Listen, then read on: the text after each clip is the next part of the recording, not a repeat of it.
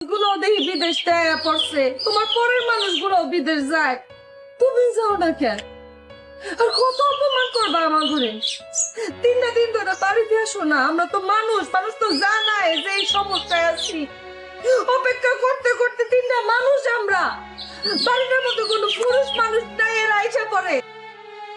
আমার আর সহ্য হইতেছে না রবি। পুরুষ মানুষের সাথে সংসার করা যায়, কাপুরুষ গুলোকে না। তুমি কাপুরুষ। আমার বাড়িতে কাগজ পাঠিয়ে দিয়ে সাইন করে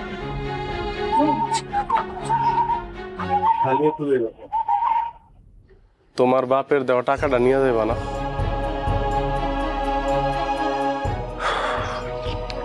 এইখানে একটা 10 লাখ টাকার চেক আছে। আমার ব্যবসার প্রথম পাওয়া।